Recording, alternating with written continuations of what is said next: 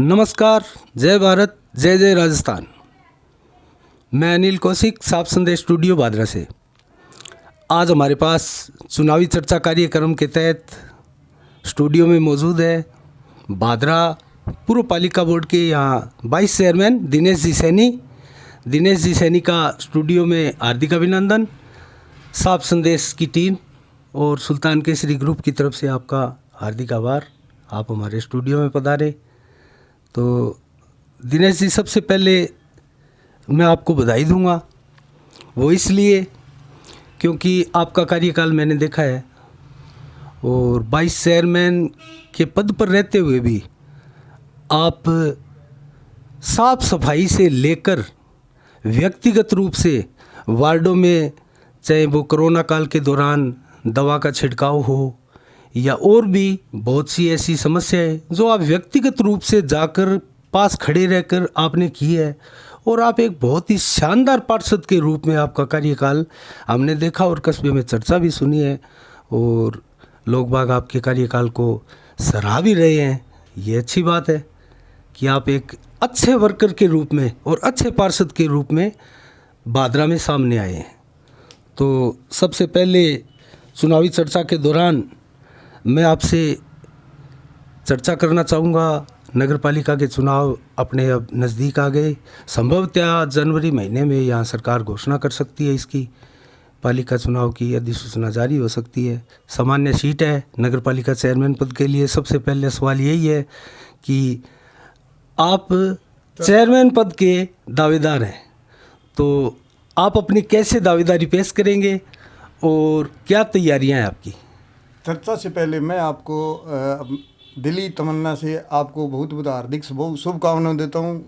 आपने एक ऐसे चैनल का स्थापना की है भादरा में, आज तक कि किसी भी पत्रकार ने अभी तक कोई पहल नहीं की। साफ संदेश के नाम से आपका जो कार्य है बहुत ही सराहनीय है। बहुत बहुत धन्यवाद। आप बधाई के पात्र हो कि भी इस तरीके का आपने जनता के रूबरू ऐसा चैनल रखा जो जनता की समस्या को भादरा के अंदर उजागर करे और जनता का जो कार्य करता है उनको आप अच्छे से अवगत करवाए कि ऐसी समस्याओं का आप निवारण करें हर तरीके से। बहुत बहुत धन्यवाद आपका। जी धन्यवाद, थैंक यू दिनेश जी। तो चेयरमैन के लिए आपका जो मेरा सवाल था उसके ऊपर मैं आपका जवाब जानना चाहूँगा, आपकी क्या तैयारियां हैं। और रही बात अनिल जी आपके सवाल की, भी चेयरमैन की दावेदारी कोई पर्सनली नहीं होती। हम पार्टी के कार्यकर्ता हैं, पार्टी के लिए ही काम करते हैं। हम भारतीय जनता पार्टी के कार्यकर्ता हैं। अगर पार्टी हमें क्या आदेश देती है, क्या दिशा निर्देश देती है, हम पार्टी के अनुरूप ही चलेंगे और पार्टी का जो निर्णय होगा वो इस रूप में। कौन से वार्ड से चुनाव लड़ रहे हैं? भी अभी तैयारी तो जो पीछे मेरा वार्ड नंबर 4 था, परिसमन में अभी वो 5 हो गया और पार्टी अगर मुझे वहाँ से प्रत्याशित करती है तो मेरी दिली इच्छा यही है कि भी मैं वार्ड नंबर 4-5 से ही अपनी तैयारी कर रहा हूँ। वार्ड नंबर 5 से।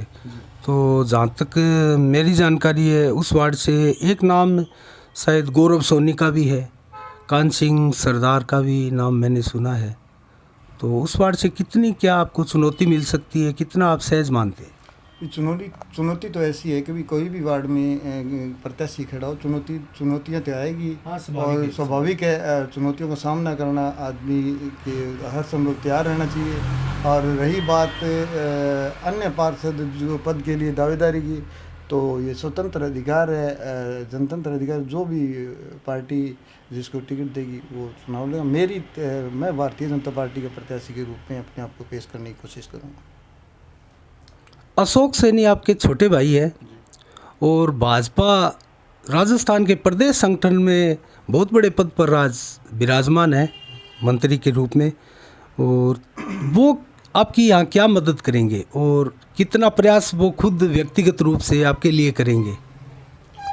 अशोक छोटा भाई है, ये एक कारण नहीं है कि भी वो मेरी मदद करेगा। वो हर कार्यकर्ता भारतीय जनता पार्टी का मेरी मदद करेगा अगर मैं पार्टी का प्रत्याशी पार्टी के द्वारा बनाया जाता हूँ।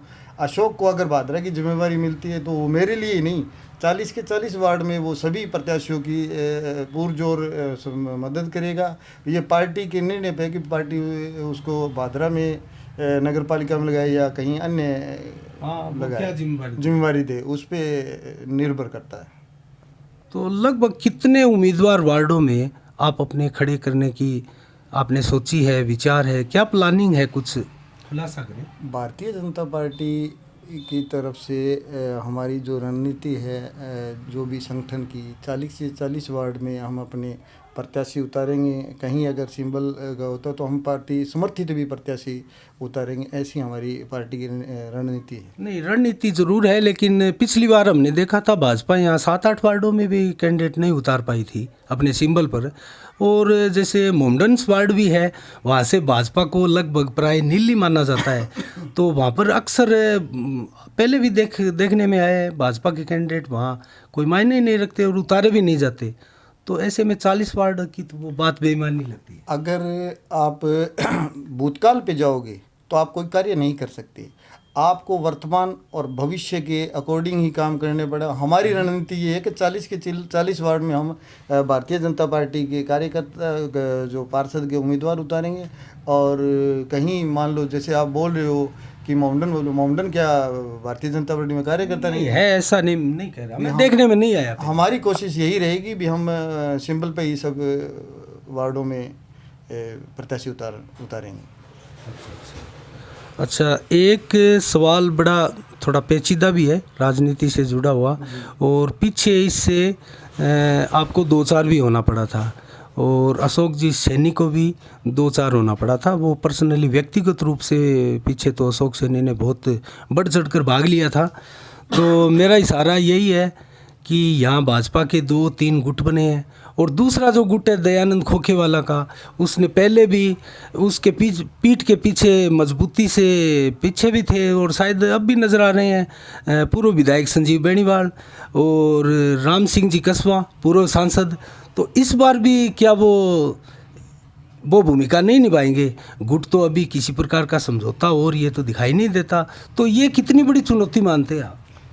पार्टी के अंदर गुटबाजी नहीं होती है। रही बात जो पीछे की आप बोल रहे हो, तो उसके अंदर भी जो पार्टी का निर्णय था, हम सभी पार्टी के निर्णय के साथ थे। हम पार्टी के साथ कंधे से कंधा मिला के चुनाव लड़े थे। हाँ, वो बात अलग है, निर्णय हमारे पक्ष में नहीं रहा। और आगे भी मैंने पीछे भी 1-2 इंटरव्यू के अंदर आपने सुना होगा, साक्षात्कार दिया था कि भी ऐसी कोई भी गुटबाजी नहीं है। हाँ, कहते हैं ना कि भी अपन साधारण भाषा में बोलते हैं अपन कि भी घर के अंदर किचन होता है, किचन के अंदर बर्तन होते, थोड़ी बहुत आवाज़ आती है। वो आवाज़ आपने वो आवाज़ खनखनाहट सुनी है। कोई ऐसी द्वेषपूर्ण कोई भी बात नहीं है। हम साथ एक है, और एक सिंबल के नीचे और एक संगठन के साथ हम चुनाव लड़ेंगे 40 के 40 वार्डों में। और पार्टी क्या निर्णय लेती है चेयरमैन के पद के लिए, जो पार्टी निर्णय लेगी हम उसके साथ। नहीं, वैसे आपकी मुस्कुराहट बड़ी यहाँ बेद मतलब फेमस है, विख्यात है, और आप सवालों को टालने में भी माहिर है। तो मैं तो यही कहूँगा इस मुस्कुराहट बड़े काम की और अजीब सी पहेली है। जितना कुछ बयां करती है उससे कहीं ज़्यादा छुपा लेती है। तो आपने छुपा लिया बहुत कुछ। नहीं, ऐसी कोई बात नहीं। जो मेरे मन में था और जो मैं जैसा ऊपर हूँ अंदर हूँ वैसा ही मैं ऊपर हूँ। तो मेरे अंदर वो कोई ऐसी बात नहीं है कि भी मुस्कुराहट के पीछे कोई मेरा कोई राज है। क्योंकि राजनीति और पॉलिटिक्स मुझे करनी नहीं आती। मैं सीधा सपाट आदमी हूँ। अगर आप मेरे पास कोई काम के लिए बोलते हो, अगर होगा तो मैं आपके मुंह पे ही बोल दूंगा यस हो जाएगा, और नहीं होगा तो मैं आपको बोल दूंगा अनिल जी ये नहीं हो सकता। तो कई बात तो मेरी इसी बात के साथ वो रहता है। चलो, ये तो रही थोड़ी मस्ती की बात। अब थोड़ा सा गंभीर हो जाते हैं, और ये क्योंकि पालिका का चुनाव है और अपने ये चुनाव बड़ा गंभीरता से होता है मेरे हिसाब से। जिस प्रकार बादरा में चर्चा होती है, नौर बादरा, ये राजगढ़, तारानगर, राउतसर, हनुमानगढ़ जिला और ये पूरा चूरू जिला ही आप ले लो, बादरा के चुनाव सबसे महंगे और सबसे ज़्यादा खर्चीले होते हैं। और आपको इस बात का पता भी है, तो मैं मुद्दे पे आना चाहूँगा। हाजी दाऊद यहाँ जन चर्चा भी है कि यहाँ हैट्रिक लगा भी सकते हैं, और उनको रोकने की भी यहाँ पूरी भरपूर प्रयास हो रहे हैं, कवायदें चल रही है। तो खरीद फरोख्त की आपको पता ही है किस मतलब स्तर पर ये चीज़ें होती है, उसको आप कितना बड़ा चुनौती के रूप में लेते हैं? मैं देखो रही बात खरीद फरोख्त की, तो मेरे सामने ऐसी कोई बात नहीं आई और ना ही ऐसी कोई चर्चा। मेरे वार्ड के अंदर पीछे हमने निष्पक्ष और बिल्कुल भेदभाव रहित हमने चुनाव लड़ा था। और रही बात आप बोल रहे हो कि भी हाँ ठीक है, भादरा का जो चुनाव है, चाहे वो विधायक का हो चाहे वो नगर पालिका का हो, अपने भादरा के अंदर क्या पर्सनली कार्यकर्ता है ना, वो कार्यकर्ता न कि कैंडिडेट चुनाव लड़ता है, यहाँ कार्यकर्ता चुनाव लड़ता है। इसको एक त्यौहार के रूप में मनाते हैं। और रही बात आप पैसे खर्च होने की बात, तो अब पीछे 14 नंबर वार्ड में उपचुनाव हुआ था। जो हमारे भारतीय जनता पार्टी की तरफ से पार्षद के जो उम्मीदवार थी सर्जिया बानो थी, आप बिलीव नहीं करोगे कि भी उसके वार्ड में कितना खर्चा लगता। आप सोच के भी नहीं सोच सकते कि इतना खर्चा नहीं। उस वार्ड में एक मेरा सर्वे भी आया था, आपको याद होगा, 2 दिन पहले मैंने सोशल मीडिया पर किया भी था और 321 वोट मैंने दिखाए थे और वो आए थे। बिल्कुल आपका जो सर्वे था, और उस सर्वे की चर्चा आज तक भी चलती है कि भी आपका जो नहीं, सिर्फ वही सर्वे नहीं, आपका जब आपने जो सर्वे किया है वो सर्वे आपका हमेशा सटीक और करीब जाता है। थोड़ा बहुत ऊपर नीचे हो तो वो तो देखो एक विश्लेषण होता है। और रही बात खर्चे की, तो वो हमने मात्र 1350 रुपये के अंदर वो चुनाव हम विन होके आए थे। वहाँ सर्जिया बानो हमारी बीजेपी से कैंडिडेट विन हुई थी। और सामने जैसे आप बोल रहे हो कि भी वो वार्ड भी शायद हाजी दाऊद के भी क्षेत्र में आता है, और कद्दावर नेता थी मंजू पूनिया जी जी, उसको हमने अपराजित किया था। तो पैसों की कोई यहाँ कोई मायने नहीं रखता, कार्यकर्ता काम करने वाला होगा वो विन होगा। नहीं, बहुत कांटे का चुनाव था वो, और अच्छा आपने फाइट किया उस चुनाव में और अपने उम्मीदवार को आपने जीत दिलवाई थी। मैंने देखा है नज़दीक से। हाँ, तो अगर पैसे के बल पे अगर चुनाव होता तो वो हम जीत ही नहीं पाते। अब ये भी तभी मैं बोल रहा हूँ, पैसे का कोई ऐसा कुछ भी नहीं है। जो कार्यकर्ता जनता के बीच में रहेगा, जनता के लिए कार्य करेगा और जनता के द्वारा सभी तरीके से सहयोग करेगा, तो जनता उसको निश्चित रूप से बोर्ड के अंदर चुनाव जितवा के भेजेगी। बिल्कुल, इसमें कोई दो राय नहीं है। अच्छा, एक सवाल मैं और इसी से जुड़ा हुआ आपसे पूछना चाहूँगा, आपकी राय उस पर लेना चाहूँगा कि जनता में चर्चा भी है, और ये इस जन जन की चर्चा से निकला हुआ ही एक सवाल है कि इस बार आजी जी के रथ को वैसे रोकना बहुत मुश्किल सा कार्य प्रतीत होता है, लेकिन मांगीलाल जी गोयल एक ऐसा नाम उभरा है, कहीं यहाँ चर्चा भी चल रही है और काफ़ी दिनों से वो अच्छा प्रयास कर रहे हैं, वार्डों में अपने उम्मीदवार भी उतार रहे हैं। तो इसको आप कितना पॉजिटिव या अपने हिसाब से लेते हो? मैं बात ओनली मांगीलाल जी की नहीं करूँगा। हमारे जो भी पार्षद के उम्मीदवार हैं आज जो कोशिश कर रहे हैं, वो अपने अपने क्षेत्र अपने अपने वार्डों में लगे हुए हैं। मांगीलाल जी भी बहुत अच्छे से अपने कार्य को अंजाम दे रहे हैं। निश्चित रूप से हमारी पार्टी विजयी करेगी और बोर्ड के अंदर भारतीय जनता पार्टी का ही चेयरमैन और बोर्ड भारतीय जनता पार्टी ही बनाएगी। भाजपा उम्मीदवारों को टिकट के प्रति आप कितने आश्वस्त हैं? पिछली बार हमने देखा था राम सिंह जी कसवा, पूर्व विधायक संजीव जी बेनीवाल व दयानंद खोखेवाला, ये लोग हनुमानगढ़ से लेके जयपुर और फिर दिल्ली तक हल्ला किया था, और वार्ड नंबर 23 की मुझे जहाँ तक याद है टिकट के ऊपर थी चर्चा, आपकी टिकट के ऊपर थी, आपको टिकट नहीं लेने दी, और ये इस बार प्रयास नहीं करेंगे आप ऐसा विश्वास आपको कैसे है? रही बात टिकट की, तो 40 वार्ड है, कार्यकर्ता हज़ारों की संख्या में।